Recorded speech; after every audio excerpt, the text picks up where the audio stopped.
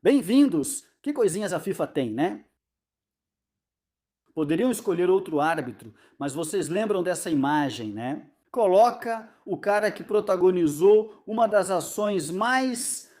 decisões mais polêmicas da temporada passada, que foi o segundo amarelo para Camavinga e, portanto, o vermelho, que ainda por cima incluía um erro gravíssimo do árbitro, mas gravíssimo mesmo, porque, bom, não só interpretar que aquilo era segundo amarelo, mas também não lembrar que tiveram que lembrá-lo, que de fato ele já tinha um, porque se ele tivesse lembrado, não teria dado o cartão.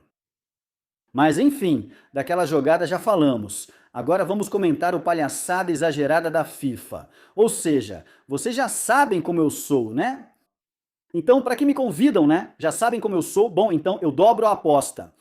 Então eu já faço as coisas. Vamos lá, sem medo do que vão dizer, porque olha que não faltavam árbitros. Olha que não faltavam árbitros. E colocam esse cara que, na opinião de muitos, não só por essa ação, mas por outras em outros jogos, foi um árbitro meio inconsistent e um árbitro com erros.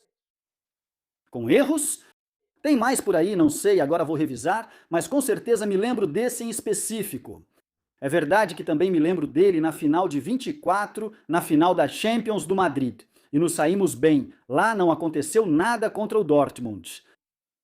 E já naquela época, e de um tempo para cá, se fala, principalmente quando ele ficou um pouco famoso. Porque lembro que quando o designaram para aquela final entre o Madrid e o Dortmund, a esse árbitro a gente não conhecia muito. Mas diziam que, como ele é esloveno, é amigo do Zéfiri, é da mesma nacionalidade, colocam ele por isso, né? Bom, agora aqui foi a FIFA que colocou ele, aqui foi a FIFA que colocou ele. Que, para falar a verdade, porque pode ser que algum argentino, talvez, chegue aqui agora e me diga: mas eu lembro desse cara de quando a Argentina perdeu. Justamente o último jogo que a Argentina perdeu em uma Copa do Mundo, que foi o primeiro justamente do Qatar 2022, contra a Arábia. Acho que anularam 2 gols dos argentinos naquele dia, um corretamente e outro depois. As linhas foram traçadas de forma estranha, mas isso não era tanta responsabilidade dele, já que quem traça é o VAR. Enfim, o caso é que, ou seja, também não estamos falando de um cara que, é verdade que naquele dia ele marcou. Olha, ele marcou um pênalti a favor da Argentina. Lembrei que quem cobrou foi o Messi. Nem lembro do pênalti, mas tanto faz. Ou seja, não é por isso que ele vai favorecer a Argentina. Isso, pois não sabemos até vermos a final. E espero que não aconteça nada, mas é o fato da FIFA designar esse cara com esse erro tão grave, ou seja, dar esse prêmio para ele, porque naquele dia, vocês vão concordar comigo, estávamos todos de acordo, claro, que aquilo foi uma besteira espetacular, mas principalmente por isso, porque ele não lembrava que o Camavinga, que tinha acabado de entrar, já tinha recebido um cartão amarelo, que ele já estava amarelado. Quer dizer, o que podemos esperar de um árbitro que esquece de algo tão básico assim, né? Mas enfim, tem falado muitas coisas, aliás, sobre esse árbitro, desculpem, e uma delas é isso, que, poxa, é muito preocupante. Eu lembrava de alguma coisa, espero não ter que tossir. Caramba, antes do vídeo eu não tossia e agora sim, coisa de falso, ao vivo. Bem, Slavko Vincic, em 2020, foi detido durante uma operação policial na Bósnia e Herzegovina, Seguina, contra uma suposta rede de algo que começa com Prost e termina com Túzio, na qual também estavam sendo investigadas drogas e armas. Bom, ao que parece, ao obrigado. Mais tarde, ele foi libertado porque retiraram todas as acusações, já que ele não tinha nada a ver com isso. Isso foi comprovado e ele foi liberado sem acusações e sem nada.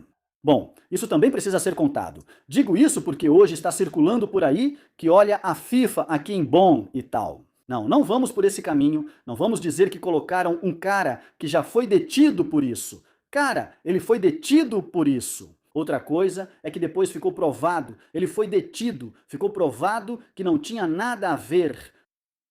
Isso é sensacionalismo, claro. É preciso deixar claro que ele não teve relação com aquilo e estamos falando apenas do tema da arbitragem. Mas é que o árbitro vai ser decisivo neste jogo ou pode ser decisivo neste jogo. Bom, Para mim, ele já vai ser, porque não tenho nenhuma dúvida de que a Argentina vai querer parar o jogo da Espanha com muitas ações e, além disso, porque é normal. Ou seja, a Espanha vai tentar ficar com a bola e a posse, como não poderia ser diferente, como fazem todos os jogos. E os argentinos, pelo que entendo, e eu ficaria surpreso se não fosse assim, vão tentar parar. Vamos ver com que intensidade, assim como fizeram outro dia contra a Inglaterra. E o primeiro cartão amarelo foi para a Inglaterra, justamente com faltas e jogo no limite. Bem, um árbitro que faça bem o seu trabalho tem que parar isso aos 15 minutos para que todos entendam claramente que existe um limite. Um limite, quem passar dali leva amarelo. Assim, você deixa o jogo fluir. Caso contrário, você tem Espanha e Holanda de 2010. A gente falou isso, mas não acreditamos que a Argentina fará igual à Holanda na final de 2010. Também não pensávamos que a Holanda fosse fazer o mesmo. A Holanda, que sempre foi uma escola de bom futebol e tinha o Robben. Tinha o Sneijder e outros que jogavam bem, não tão bem quanto a Espanha do tic-tac, mas ainda assim muito bem. E eles só batiam. Ia sujar o jogo. O que aconteceu? Que Howard Webb permitiu isso a eles. Se o árbitro inglês, naquele dia, que depois eu conheci pessoalmente, veio a Miami nos explicar sobre o VAR em janeiro de 2018, a aula para os jornalistas foi dada pelo Howard Webb. Não pude perguntar nada sobre isso. Eu tinha que perguntar coisas sobre o VAR, mas teria gostado de perguntar o que diabos ele viu quando De Jong fez aquelas entradas. Pô, era caso de prisão para Xavi Alonso e ele só deu amarelo, não é? Aquela entrada com a sola no peito do Xavi. Enfim, ele permitiu tudo, até aquilo, por isso perdeu o controle do jogo e a Espanha quase perdeu.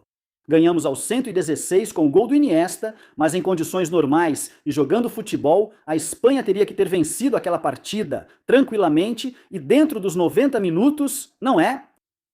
E, no entanto, não fez isso porque a atuação do árbitro sempre importa, e muito, para esse tipo de partida.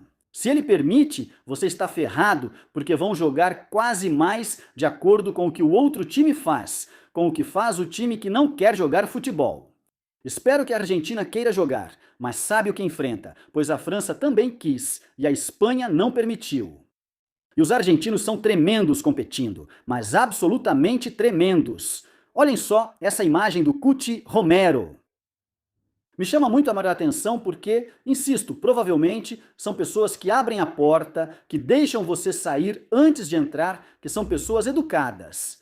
Com certeza, com certeza.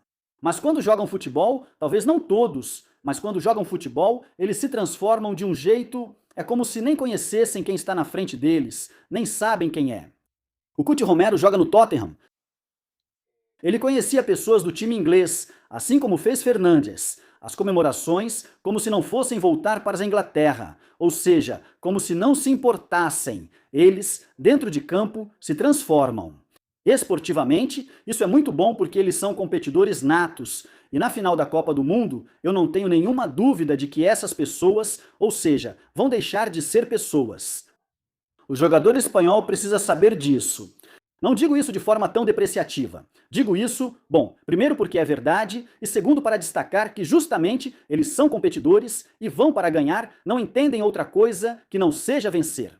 Além disso, eles estão ganhando desde 2021 praticamente tudo, para não dizer tudo. 2 Copas América, uma Copa do Mundo e agora querem ganhar outra, não é?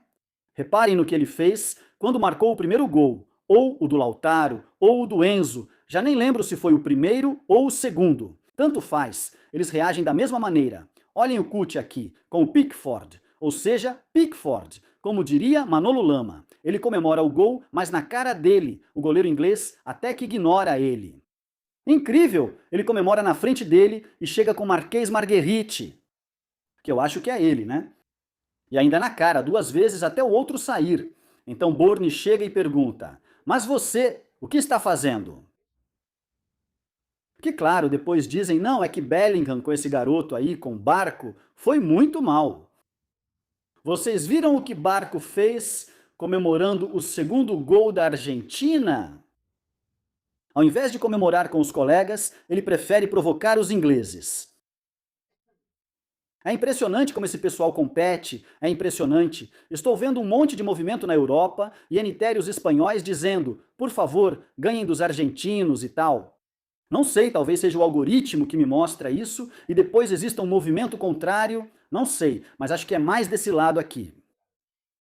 Do que eu posso falar, porque estou percebendo e muito, é de alguns torcedores do Real Madrid que não torciam pela seleção ou não ligavam para a seleção, que nas últimas horas estão naquela maldita dúvida. De fato. Ou seja, a seleção espanhola, o time da federação, tudo isso que muitos dizem ser do Real Madrid, como eu, mas eu mesmo não estou nessa. Eu sou da minha seleção espanhola desde pequeno e nunca deixei de sentir isso, né? Assim como sou do Real Madrid, naturalmente, né? Vocês já me conhecem. Mas, bom, eu ouvi esse tipo de comentário, então eu digo, olha, eu posso entender vocês, mas não concordo com vocês, né? Bom, até essas pessoas, só para não aguentar a zoeira dos argentinos pelos próximos 4 anos, tanto que já chegaram a dizer, bom, obviamente a gente quer ficar com a Espanha, né? E claro, é que podemos ter pela frente algo muito difícil, que é aguentar. Porque sem ganhar já recebemos tudo isso, imagina se eles vencerem a final de domingo, mas isso não vai acontecer porque a Espanha vai ganhar. É nisso que temos que nos colocar. É nisso que eu me coloco, porque a linguagem é poderosa e se você se coloca no contrário, você está chamando isso, né? Então é isso, já estamos chamando a vitória. Últimos dias em Dallas, aproveitando para ver coisas que eu ainda não tinha visto antes. Ontem estive com minha família, lá, com Tali e com Luca, vendo o lugar onde mataram Kennedy, que é um lugar. Pois é, não tem nada de especial, não tem nada de diferente, é uma rua, alguns prédios. Veja, é icônico, pois entrou para a história principalmente porque ali a história do mundo poderia ter mudado. E quando eu viajo, não é só o que eu vejo, mas também o que eu imagino e o que eu sinto de simbólico daquele lugar, né? Há 2 marcas ali, 2 cruzes no asfalto que indicam os 2 tiros que atingiram quem foi presidente dos Estados Unidos na época. Bom, isso foi à tarde, porque de manhã o bom do Luca estava fazendo sucesso na TV. Apresentei meu primeiro programa, já apresento com minha esposa, meu primeiro programa com meu filho, e assim foi o início do programa, quero mostrar para vocês. Sejam bem-vindos ao Todo Gol na Digstar Espanhol. Que jogão teremos no MetLife Stadium no domingo? Argentina contra a Espanha. Mas o que é isso? Você quer tomar meu lugar? Luca, meu filho, claro! Tem que rejuvenescer a mesa, né? O papai sempre diz que a Espanha nunca tinha chegado a uma final de Copa do Mundo e quase nunca ganhava, mas os tempos mudaram bastante. Já está se acostumando cedo com as coisas boas. Bom, pois é, e eu também passei por isso com o Real Madrid, por exemplo, que é o meu time, também vivi uma final da Champions. Claro, eu vivi muitas coisas, mas obviamente, veja, a Espanha não era tão boa mesmo tendo jogadores como o Raul. Sim. E tinha jogadores, como quer dizer, tinha bons jogadores. Bom, pois aí estava o bom do Luca, já estão me dizendo que o garoto vai tomar meu lugar. Nada, foi uma experiência maravilhosa. Ainda temos o último programa, que é na segunda-feira. Depois da final da Copa do Mundo, hoje gravamos o penúltimo e, para mim, a melhor Copa do Mundo que já vivi. E ainda por cima, a Espanha chega à final. E já temos que terminar o último capítulo deste mês, desses 40 dias maravilhosos em que espero, ter correspondido. Também no canal com os vídeos diários, eu sei que às vezes fiz 1, às vezes fiz 2, nunca 3, mas porque realmente não dava tempo. Mas enfim, espero que vocês tenham gostado. Amanhã seguimos com Inglaterra x França, na disputa pelo 3º lugar. Dizem que ninguém liga para essa final de consolação, mas eu me importo. Vamos assistir e reagir. Peço que vocês deixem um like neste vídeo, se gostaram, se inscrevam no canal, porque vamos assistir, vamos reagir, e é isso. Peço que vocês deixem um like neste vídeo. Se vocês gostaram, inscrevam-se no canal, por favor, comentem, compartilhem e ajudem a divulgar, que isso ajuda muito. E a gente se vê. Isso ajuda muito e a gente se vê no próximo. Obrigado.